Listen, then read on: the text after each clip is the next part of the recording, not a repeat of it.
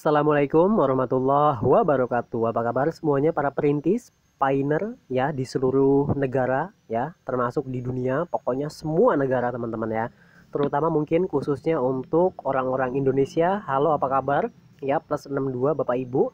Mudah-mudahan semuanya perintis dalam keadaan sehat walafiat. Nah, jadi mungkin khusus hari ini saya akan updating, saya akan informasikan informasi terbaru tentang mengenai proyek-proyek yang didirikan oleh Nicholas Kokalis, Cheng Diovan, serta Vincent. Walaupun memang si Vincent ini udah keluar teman-teman ya. Nah, di sini mungkin udah ada yang di garis merahi, dilingkari, kemudian ada tanda panah metal teman-teman ya, yang garis ini ya tangan itu teman-teman bisa dilihat. Dan kemudian di sini ada gambar block explore dan kemudian yang lain-lain bisa dilihat juga di sampingnya ya.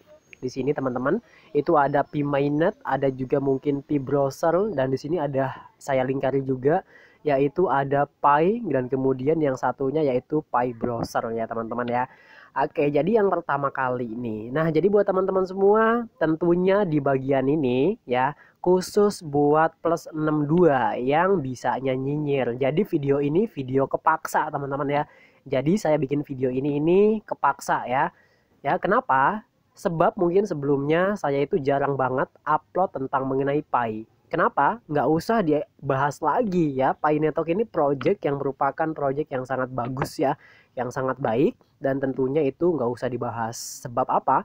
Karena banyak banget teman-teman kita, terutama konten kreator, banyak banget menyediakan informasi-informasi terbaru ya A hingga sampai Z.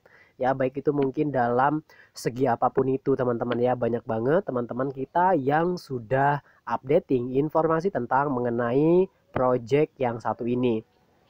Tapi di sini kepaksa saya bikin video ini. Kenapa? Tadi barusan ya mungkin ada sedikit kegaduhan dalam salah satu grup, dan kemudian grup itu ya tentunya mungkin ya berbentuk privat buat teman-teman semua.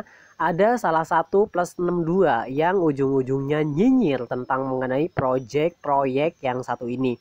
Dan kemudian tentunya dia dilanjutkan juga nyinyir-nyinyir banyak banget akun-akun palsu, akun-akun bodong yang dia itu ngejelek-jelekin, ataukah mungkin ya kira-kira tuh kayak apa ya, kayaknya nggak suka banget sih ada Pi ini gitu teman-teman ya. Di situ dia itu ya bikin sempat gaduh juga mungkin di Facebook juga, terutama banyak banget akun-akun bodong yang akunnya cuman ada ya akun-akun yang gambarnya gambar Winky Winky Dipsipo Lala. Oke, di bagian ini teman-teman tentunya gini ya. Yang pertama kali nih buat teman-teman semua ya, khusus untuk para nyinyir ya. Jadi gini dong ya. Jadi di project yang satu ini bebas dong ya. Di project ini saya tuh mau apa-apain juga bodo amat. Ya tentunya di project yang satu ini kalau misalkan dalam salah satu komunitas itu ya pencinta tai ayam. Nah, ini teman-teman ya. Ya, salah satu komunitas taruhlah mungkin ya komunitas pencinta tai ayam. Kalau misalkan komunitas tai ayam tersebut pengen beli tai ayam di harga satu karung 50.000, apa yang akan terjadi? Ayo coba jawab. Pasti akan dibeli walaupun hanya 50.000 satu karung. Kalau misalkan komunitas itu pengen ya dihargai dengan angka 100.000, satu karung tai ayam dibeli dengan harga 100.000, apa yang akan terjadi? Ya, laku nggak? Ya laku, sebab komunitas itu mensepakati ya tai ayam tersebut dibeli dengan harga ya konsensus yang telah diatur ataukah mungkin disepakati dalam komunitas tai ayam tersebut. Jadi bebas dong. Termasuk gitu juga teman-teman ya di dalam komunitas yaitu Pi ya, terutama kita para pioneer, para perintis ya project Nicholas Kokalis.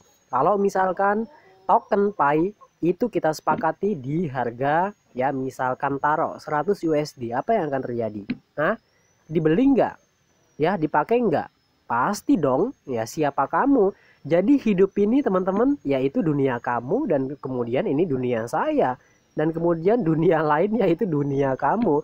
Kalau kamu misalkan taruh seorang pembisnis dan kemudian kamu terjun dalam dunia cryptocurrency seperti ini, itu artinya teman-teman kalau nggak belajar, nggak pahami, nggak bakal masuk. Apapun ilmunya itu ya, itu nggak akan masuk. Nah gitu teman-teman ya. Nah, jadi kesimpulannya gini teman-teman ya. Kalau teman-teman semua pengen ngerti tentang mengenai project yang satu ini, teman-teman pelajari lebih paham dulu ya. Katanya ya, yang komen-komen ini kebanyakan ahli dalam cryptocurrency. Katanya komen-komen yang seperti ini yang dilontarkan oleh mereka, mereka itu paham ya dengan logaritma dan lain-lain. Kemudian ahli dalam bidangnya, kemudian ahli dalam membaca candlestick dan lain-lainnya. Gini teman-teman ya, pi itu bukan merupakan alat komoditas. Ingat ya, perlu digarisbawahi. Pi ini bukan merupakan alat komoditas ataukah bukan juga sebagai aset-aset yang diperjualbelikan yang terutama tercantum di dalam Bapepti itu ya, teman-teman ya, gitu ya. Jadi untuk saat ini itu belum ada arah ke sana. Jadi fokus kita para pioneer, para perintis, kita ini nambang ngumpul KYC udah gitu aja. Ya, adapun masalah tentang mengenai token tata kelola ya, baik kelola dalam segi ekonomi, segi kesehatan, segi perintis, kemudian segi dalam pokoknya semua payment, pembayaran, perbankan dan lain-lain termasuk dalam pokoknya banyak banget ya. Pokoknya itu bakal mengikuti. Kita ini sekarang fokusnya cuma nambang KYC ya. Ingat teman-teman ya, Pi saat ini komunitas yang terbentuk sudah mencapai 30 juta ya, 35 juta perintis sudah gabung di dalam Pi.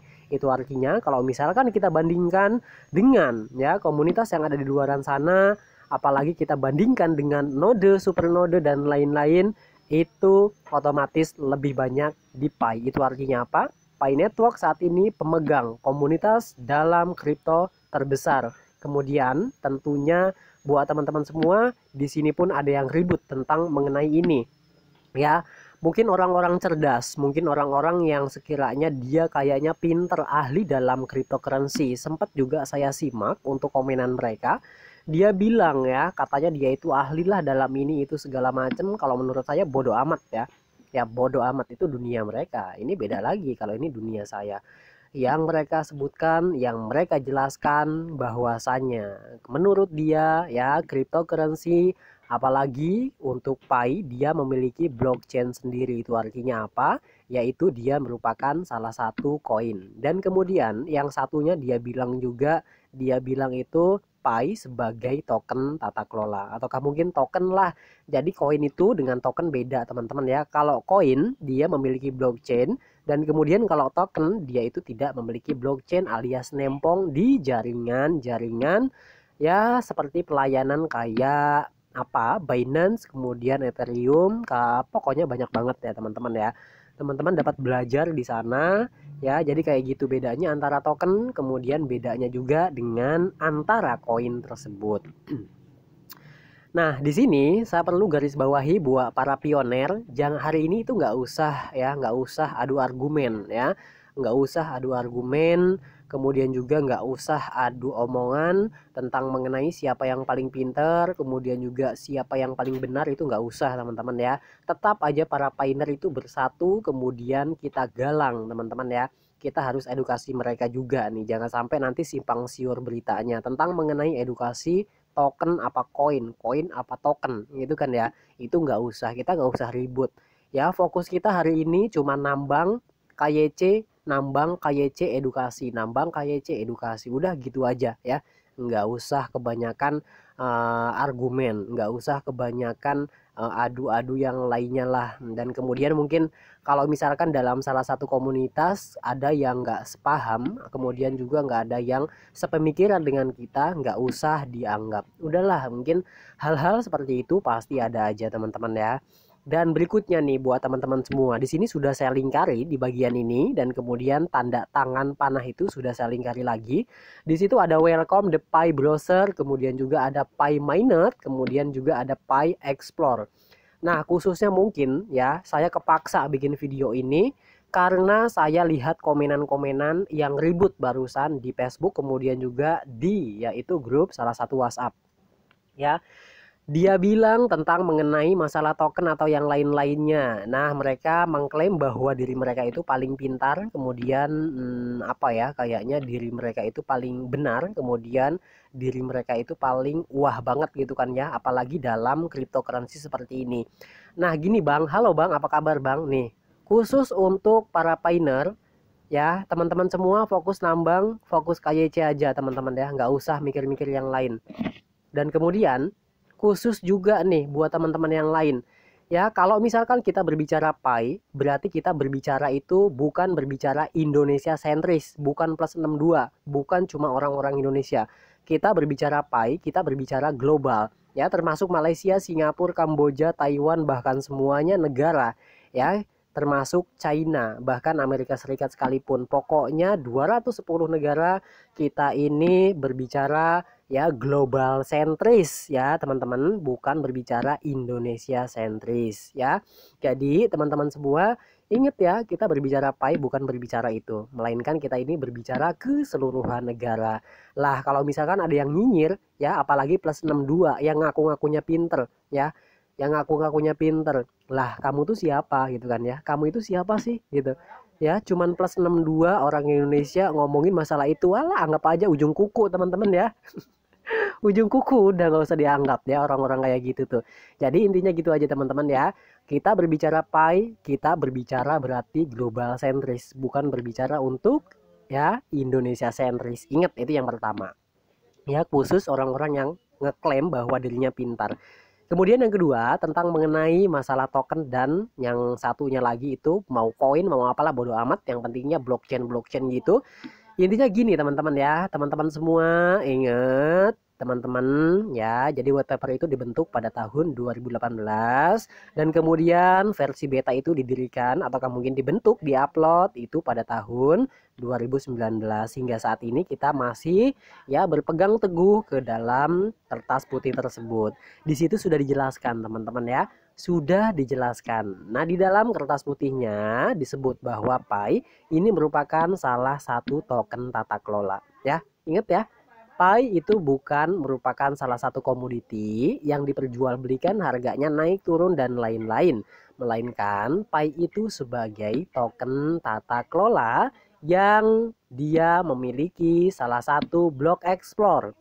Jadi block explore itu kayak gini aja deh gampangnya deh, gini ya teman-teman. Block explore itu kurang lebih kayak buku rekening teman-teman ya, cuman ini catatan abadi, udah gitu aja ya, nggak usah mikir yang kayak orang-orang pinter gitu kan ya, mikirnya kemana-mana gitu, udah gitu aja teman-teman ya. Jadi teman-teman yang awam ataukah mungkin kita sama-sama belajar, Pi Explore ataukah mungkin Block Explorer ini merupakan salah satu buku rekening gitu aja udah, nggak usah mikir yang lain-lain ya, gitu aja. Kalau bedanya gini teman-teman, kalau di bank itu buku rekening itu yang tahu itu hanya saya dan perbankan aja, sifatnya itu sifatnya pribadi ya, intern ya, jadi sifatnya pribadi ya. Jadi catatan sejarah tentang uang masuk uang keluar itu yang tahu hanya saya dengan bank. Oke.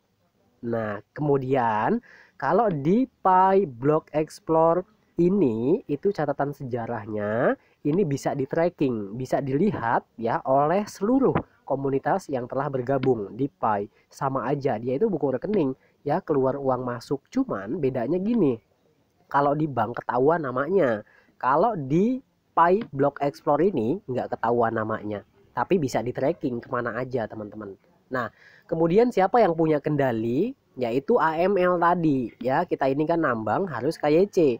Semua catatan-catatan itu bakal bisa di tracking. Kenapa? Karena ini dia ngikutin lembaga AML teman-teman. Ya, jadi hari ini kita nggak bahas tentang mengenai Pi bisa beli mobil 60, 70, Pajero, pot, segala macam, nggak teman-teman ya. Cuman ini kepaksa saya bikin video ini untuk teman-teman.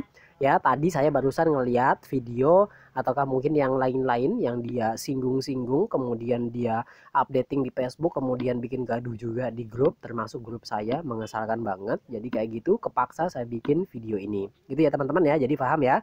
Jadi dia itu ngikutin AML ataukah mungkin penetapan ya, ya untuk aturan di global gitulah bahasa gampangnya gitu ya, supaya bisa di tracking. Ya ini mencegah untuk pendanaan terorisme, kemudian mencegah juga untuk money laundry ataukah mungkin korupsi di setiap negara pemimpin masing-masing gitu teman-teman ya. Bahasa gampangnya gitu aja deh, nggak usah yang ribet-ribet, nggak usah yang repot-repot. Kemudian khusus untuk orang-orang yang tadinya mengakunya paling diri paling pinter, hai apa kabar kalian ya, kalian katanya pinter dalam dunia cryptocurrency, kemudian kalian itu pinter katanya ahli dalam dunia seperti ini. Kalian itu kalau pinter itu kalian harus bisa bedain mana project yang murni ya, mana project yang cerdas, kemudian mana project yang abal-abal teman-teman ya. Jadi teman-teman itu harus bedakan dong ya.